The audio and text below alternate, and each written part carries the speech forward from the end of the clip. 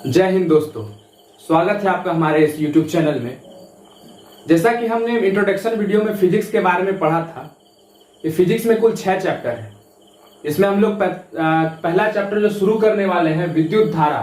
अब आप लोग बोलेंगे कि कौन सा चैप्टर, नहीं 1, 2 और 3 चैप्टर नहीं पढ़ा रहे हैं, सीधा 4th चैप्टर जो हमारे चैप्टर 4th में है वो विद्युत धारा क्यों पढ़ा रहे हैं। विद्युत धारा पढ़ाने का मेन मोटो ये है कि विद्युत धारा से अधिकतर क्वेश्चन हमारे एग्जाम में पूछे जाते हैं। कहते हैं कि अगर विद्युत धारा कंप्लीट कर लिया जाए तो एग्जाम में 20% 30% सिलेबस को कंप्लीट कर लिया जाए। तो विद्युत धारा इसलिए हमें कंप्लीट करना सबसे पहला उद्देश्य है हमारा कि विद्युत धारा को हम कंप्लीट करें। विद्युत धारा अपने आप में एक बहुत बड़ा चैप्टर तो नहीं है, लेकिन एक छोटा चैप्टर है, लेकिन एक बहुत बड़ा टॉपिक है जो सिर्फ हमको ना ही 10th में मदद करेगा ना ही 12th में, बल्कि आगे आने वाले समय में भी मदद करेगा। तो विद्युत धारा के बारे में हम समझते हैं। विद्युत धारा की होता क्या है हमारे रोजमर्रा जिंदगी में। जैसा कि आप हमको अभी देख रहे हैं तो कहीं ना कहीं आप अपने घर में बैठे होंगे, तो घर में बैठे होंगे तो लाइट जल रहा होगा, पंखा चल रहा है, टीवी चल रहा है। हर एक चीज आज के डेट में विद्युत धारा पर डिपेंड करता है। मोबाइल को चार्ज करना है, विद्युत धारा। किसी से बात करना है, बिना मोबाइल चार्ज किए हुए नहीं कर सकते। लाइट जल रहा है, विद्युत धारा। बल्ब चल रहा है, विद्युत धारा। पंखा चल रहा है, विद्युत धारा। आयरन करना है, विद्युत धारा। तो विद्युत धारा आज के रोजमर्रा के जिंदगी में विद्युत धारा बहुत ही इंपॉर्टेंट टॉपिक या विद्युत धारा बहुत ही इंपॉर्टेंट चीज है हमारे रोजमर्रे के जिंदगी में। तो विद्युत धारा कहते किसको है? सबसे पहला बात तो यह आ जाता है कि विद्युत धारा कहेंगे किसको? तो तार से जब किसी भी तार से जब तारों से जब आवेश का प्रवाह होता है तो उसे विद्युत धारा कहा जाता है। जैसा कि अगर मान लिया जाए कोई भी अगर तार लेते हैं, जैसे कि ये तार है, ये क्या है? ये एक तार है। अगर अभी हम इसको बोर्ड में लगा दें, बोर्ड में लगाने के बाद इसको छुए, हो सकता है हमको झंझनाहट महसूस हो सकता है करंट लगे और बाल खड़ा हो जाए। तो ठीक उसी प्रकार उसमें क्या होता है कि जब हम इसमें बोर्ड में इसे लगाते हैं तो इसमें धारा या मीन्स आवेश का प्रवाह होता है। तो जब आवेश का प्रवाह एक छोर से दूसरे छोर जब होता है तो हम उसे कहते हैं विद्युत धारा। मीन्स यहां से अगर हम बोर्ड में इसको लगाएं और यहां से जब इस तार से जब इसको छुए तो हमको करंट लगे, तब इसको हम कहेंगे कि विद्युत धारा है। मीन्स यहां से यहां तक जो आवेश का प्रवाह हो रहा है उसे विद्युत धारा कहा जाता है। हम लोग 9 में 8 में एक चीज तो जरूर पढ़ें कि परमाणु क्या होता है, परमाणु का रचना कैसे है, परमाणु क्या है। तो परमाणु की रचना 3 चीज से होती है, एक इलेक्ट्रॉन, प्रोटॉन और न्यूट्रॉन।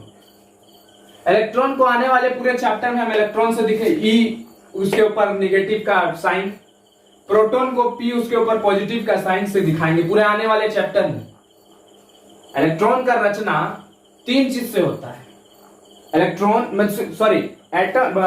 परमाणु का रचना 3 चीज से होता है। एटम का रचना 3 चीज से, इलेक्ट्रॉन, प्रोटॉन और न्यूट्रॉन से होता है।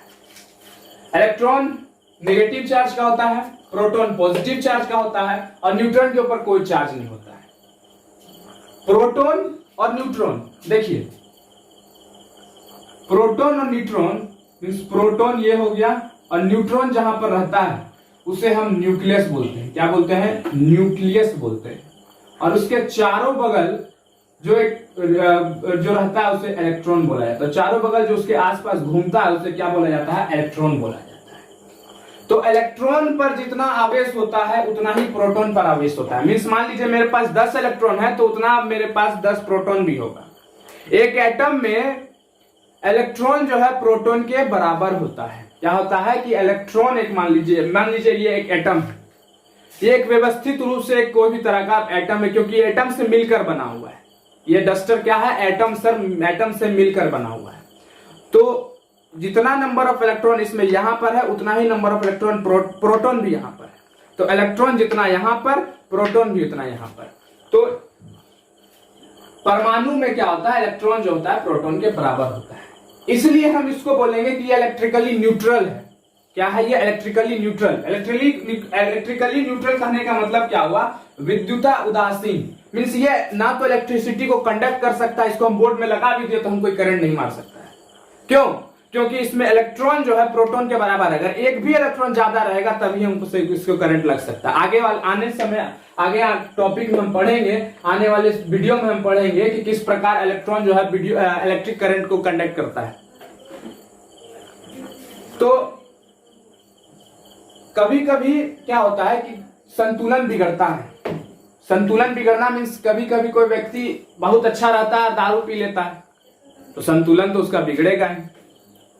अरे हम दारू पी लिए, अब संतुलन मेरा माथा घूम रहा है ऐसे वैसे, तो क्या हुआ? मेरे अंदर जो है एटम जो है, इलेक्ट्रॉन जो है बिगड़ गया। तो इलेक्ट्रॉन क्या हुआ? बिगड़ गया। इलेक्ट्रॉन या तो मेरे अंदर ज्यादा या तो प्रोटॉन ज्यादा। प्रोटॉन ज्यादा तो हम किसको खींचेंगे? इलेक्ट्रॉन ज्यादा तो किसको अंदर खींचेंगे? तो कभी कभी संतुलन बिगड़ता है। जैसे कि कांच के छड़ को जब रेशम की कपड़े से रगड़ते हैं, मान लीजिए ये कांच का छड़ है और ये रेशम का कपड़ा है। मान लीजिए कि ये कांच का छड़ है और ये रेशम का कपड़ा है। जब रेशम का कपड़ा जब कांच पे रगड़ेंगे ऐसे से करके, मान लीजिए पूरा रगड़ दिए, रगड़ने से क्या होता है कि इसका जो इलेक्ट्रॉन है, इसका जो इलेक्ट्रॉन इसको छोड़ के इस कपड़े में लग जाता है पूरा। इससे क्या होता है कि ये धन आवेशित हो जाता है। ये क्या हो जाता है? धन आवेशित हो जाएगा, क्योंकि इसका टोटल इलेक्ट्रॉन उठ के इस कपड़े में चला गया। तो ये क्या हो गया? पॉजिटिव चार्ज हो गया। अब बचपन में जैसे हम लोग करते थे कि स्केल को ऐसे करके रगड़े और कॉपी में जाके सटा दिए, तो क्या होता था? पेज उठ जाता था। तो ठीक उसी प्रकार जब कांच के छड़ को रेशम के कपड़े से रगड़ते हैं तो क्या होता है कि रेशम का कपड़ा जो है इलेक्ट्रॉन जो है इसका टोटल ले लेता है। मीन्स इसका जितना भी इलेक्ट्रॉन होता है इसके ऊपर चला जाता है। तो इलेक्ट्रॉन इसके ऊपर जाने का मतलब क्या हुआ कि ये पूरा पॉजिटिव हो गया। और ये क्या हो गया? रेशम का कपड़ा जो है पूरा ऋण आवेशित हो गया। ये क्या हो गया? ऋण आवेशित हो गया। दूसरा एग्जाम्पल लेते हैं, एबोनाइट का छड़ लेते हैं। क्या लेते हैं? एबोनाइट का छड़। अब बोलेगा एबोनाइट क्या होता है? देखो बाबू, एबोनाइट जो है वो कुछ नहीं, एक प्रकार का नॉर्मल छड़ है। क्या है? एक प्रकार का नॉर्मल छड़ है। अब उसको जो है ऊन से रगड़ते हैं। क्या क्या रगड़वा देगा ये साइंस? जैसे ऊन मान लो ये है और ये क्या है? एबोनाइट रॉड है। तो ऊन से इसको रगड़े तो क्या हुआ? एबोनाइट छड़ जो है ऋण आवेशित हो जाता है। एबोनाइट छड़ ऋण आवेशित कहने का मतलब क्या हुआ? उसके अंदर जितना इलेक्ट्रॉन था इस ऊन के अंदर सब इसमें ट्रांसफर हो गया। इसके अंदर क्या हो गया? इसके अंदर सब जो है ट्रांसफर हो गया। जैसे मान लीजिए ये ऊन है, इसको ऐसे से रगड़ दिए तो इसका जितना भी चीज है सब इसके अंदर, जितना भी इलेक्ट्रॉन था इसके अंदर आ गया। इसके अंदर इलेक्ट्रॉन आने से ये ऋण आवेशित पूरा एकदम टाइट, जैसे ना पी के कोई एक पैक मारा है कुछ नहीं हो रहा है, 4 पैक मार के पूरा टाइट टहल रहा है। तो ठीक उसी प्रकार ऋण आवेशित एक पैक के मामले में ये इसको पिला देता है दम भर, एक पूरा ऋण आवेशित हो गया। ये क्या हो जाता है? पूरा ऋण आवेशित हो जाता है। तो अतः हम ये कह सकते हैं कि इलेक्ट्रॉन को खोकर कुछ पदार्थ धनावेशित हो जाता है और इलेक्ट्रॉन को पाकर कोई जो है ऋण आवेशित हो जाता है। क्या कहने का मतलब है कि इलेक्ट्रॉन को कोई पाया तो इलेक्ट्रॉन को खोया, और जो खोया वो गम में है, जो पाया वो खुशी से है। जो पाया इलेक्ट्रॉन को तो वो क्या कहलाएगा? ऋण आवेशित, और जो खो दिया वो धन आवेशित हो जाता है। तो खोने से यहाँ उल्टा है, जैसे किसी को खोने से कोई गम में चल जाता है, नेगेटिव में चला जाता है। लेकिन कोई इस यहाँ पर उल्टा यह है कि किसी को ये खोता है, अगर इलेक्ट्रॉन कोई पदार्थ खोया तो वो क्या हो जाएगा? धन आवेशित। धन आवेशित का मतलब पॉजिटिव चार्ज हो जाएगा, और जब पाएगा तो वो नेगेटिव चार्ज हो जाएगा। ठीक है, तो स्पष्ट यह हुआ कि आवेशित क्या होता है कि संरक्षित होता है। आवेश कभी भी खत्म हुआ, क्या आवेश खत्म हुआ? हम यहां से इसको रगड़े, आवेश एक फॉर्म से दूसरे फॉर्म में चला गया। आवेश एक तरह से दूसरे जगह पे चला गया, ना तो वो खत्म हो गया। हुआ कि एक इलेक्ट्रॉन उड़ के उसके पास चला गया, ऐसा हुआ? नहीं हुआ। एक इलेक्ट्रॉन उसके पास उड़ के इसके पास चला गया, ऐसा नहीं हुआ। तो इसका मतलब क्या हुआ कि आवेश ना तो खत्म हो रहा है ना ही उत्पन्न हो रहा है। आवेश उत्पन्न भी नहीं हो रहा है। आवेश को हम उत्पन्न कर सकते हैं? नहीं कर सकते। आवेश को हम नष्ट कर सकते हैं? नहीं कर सकते। आवेश को बस एक फॉर्म से दूसरे फॉर्म में हम क्या कर सकते हैं? चेंज कर सकते हैं। तो स्पष्ट ये हो गया कि आवेश क्या होता है? संरक्षित होता है, ना वो नष्ट होगा ना ही उत्पन्न होगा, बस एक फॉर्म से दूसरे फॉर्म में चेंज होगा। इतना दूर तो हम लोग विद्युत धारा के बारे में पढ़े, आवेश के बारे में पढ़े। आवेश क्या होता है? चार्ज होता है। आवेश क्या होता है? चार्ज होता है। और आवेश जब फोर्स फ्लो करता है तो वो क्या कहला जाता है? विद्युत धारा कहलाता है। तो कहां फ्लो करेगा? घर में, लकड़ी में, कुर्सी में, आदमी में? नहीं। कोई चालक होता है और कोई विद्युतारोधी होता है। कोई चालक होता है और कोई विद्युतारोधी होता है। चालक का मतलब होता है कंडक्टर और विद्युतारोधी का मतलब होता है इंसुलेटर। क्या कहते हैं? इंसुलेटर। वैसे पदार्थ जिससे होकर विद्युत आवेश एक भाग से दूसरे भाग पर चले जाते हैं। कभी भी घर में करंट लगा है किसी? करंट जब लगा होगा आप लोगों को तो आप देखे होंगे कि ऐसे तार को लगाए और छू दिए, क्या हुआ? झंझनाहट महसूस होता है अचानक। अरे बाप रे, करंट लगा। आज के बाद तो हम तार को छुए नहीं करेंगे। लेकिन वही चालक जो है ये बोलता है कि जब विद्युत धारा एक छोर से होकर दूसरे छोर पर जाए तो उसे क्या कहा जाता है? चालक कहा जाता है। मान लीजिए जस्ट सपोज थोड़े देर के लिए कि ये मेटल है। क्या है? मेटल मतलब रड है, कोई छड़ है, कोई लोहा है। अब इसको हम जाके ऐसे करके कोनो तार में सटा दिए, ऐसे करके कोनो तार में क्या कर दिया? सटा दिए। तो एक छोर से मान लीजिए कि ये तार में जाके हम इसको ऐसे करके सटा दिए। सटाने से क्या हुआ? करंट तो इसमें दौड़ रहा है। अब यहां जैसे कोई आके छुएगा बस सट से इसको करंट मारेगा। तो करंट मारने का मतलब क्या हुआ कि इसका विद्युत धारा का जो प्रवाह है इस छोर से इस छोर में हो रहा है। बस जब इस छोर से इस छोर में विद्युत धारा का प्रवाह होगा तो वो क्या कहलाएगा? वो कहलाएगा कंडक्टर। और जब विद्युत धारा का प्रवाह नहीं होगा तो वो क्या कहलाएगा? इंसुलेटर कहलाएगा। विद्युत धारा का जब प्रवाह नहीं होगा तो वो क्या कहलाएगा? इंसुलेटर कहलाएगा। तो इसका मतलब क्या हुआ कि आवेश जब एक स्थान से दूसरे स्थान को जाता है तो आवेश का हम चलन कहते हैं। जब एक स्थान से दूसरे स्थान को जाता है तो हम उसको आवेश का चालन कहते हैं। उसको क्या बोला जाता है? कंडक्शन बोला जाता है। मान लीजिए एक स्थान से आवेश दूसरे स्थान पर गया, हम लोग अभी देखें जस्ट तार सटा के इधर लगाए तो करंट इधर मारा। तो आवेश जब है एक स्थान से दूसरे स्थान तक गया तो उसको हम बोलेंगे कंडक्शन, कि वो जो है कंडक्ट कर रहा है। क्या कर रहा है? वो कंडक्ट कर रहा है। तो अब हम पूरा इसको समराइज करते हैं कि विद्युत धारा है क्या। इतना दूर तो हम विद्युत धारा के नौटंकी कर रहे थे, तो नहीं, विद्युत धारा के बारे में समझ रहे थे। विद्युत धारा क्या है?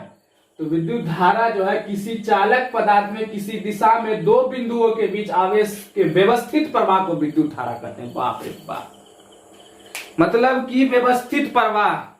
यह क्या है बबुआ? तार है, यहां से विद्युत धारा का व्यवस्थित प्रवाह है। इलेक्ट्रॉन यहाँ खुचुक, यहाँ खुचुक, यहाँ खुचुक खुचुक खुचुक खुचुक, धीरे धीरे यहाँ आके करंट लग गया।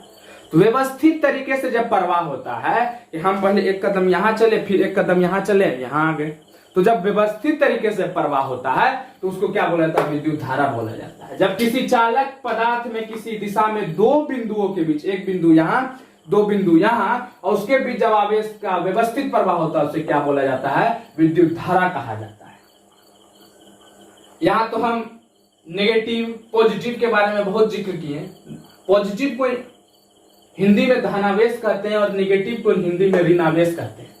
जैसा कि हम लोग यहाँ पर एग्जांपल लिए थे कि कांच को छड़ से रगड़ दिए हैं तो कांच जो है धनावेशित हो गया, रेशम को जब रगड़े तो रेशम ऋणावेशित हो गया, आइबोनाइट छड़ भी ऋणावेशित हो गया।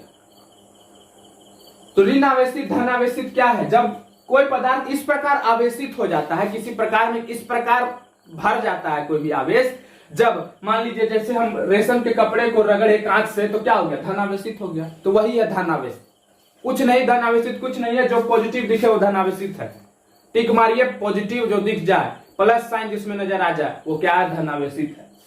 ऋणावेशित कुछ पदार्थ इस प्रकार आवेशित कि ऊन को रगड़ने से रड क्या हो जाता है? ऋणावेशित हो जाता है। ऋणावेशित मतलब जो पदार्थ हमको जैसे जहां पर हमको निगेटिव चीज दिख जाए वो क्या है? ऋणावेशित है। जो आदमी नेगेटिव और ऋण आवेशित, जो आदमी पॉजिटिव है वो धन आवेशित। ठीक है, तो हम लोग आवेश के बारे में पढ़ रहे थे कि आवेश आवेश आवेश आवेश क्या है? तारों का प्रवाह, आवेश, तारों से आवेश का प्रवाह विद्युत धारा, आवेश एक स्थान से दूसरे स्थान गया तो आवेश का चालन, मीन सब पूरा चैप्टर जो है आवेश पे डिपेंड करता है। तो आवेश का एसआई मात्रक क्या होता है? एसआई यूनिट क्या होता है? आवेश का एसआई यूनिट कूलम होता है। क्या होता है? आवेश का एसआई यूनिट क्या होता है? आवेश का एसआई यूनिट जो होता है वो कूलम होता है। हम लोग संरक्षण के बारे में समझ चुके हैं, धनावेशन के बारे में पढ़नी है, ऋण आवेश के बारे में पढ़नी है, आवेश के बारे में पढ़े, विद्युत धारा के बारे में पढ़े। आज हम पूरे चैप्टर का ओवरव्यू लिए। कल जो है आने वाले वीडियो या कल में आने वाले वीडियो या कल के वीडियो में विद्युत विभव, विभव अंतर, इस सब के बारे में जानेंगे। आज ये पहला वीडियो इंट्रोडक्शन वाला वीडियो था कि हम विद्युत धारा के बारे में क्या क्या जाने, क्या क्या समझे।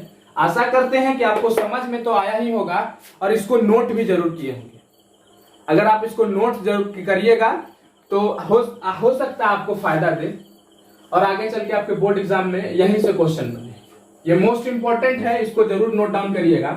कुछ नोट डाउन करिए चाहे नहीं करिए, लेकिन इसको बहुत इंपॉर्टेंट है, मोस्ट इंपॉर्टेंट है कि इसको नोट डाउन जरूर करिएगा। आशा करते हैं कि आपको समझ आया होगा।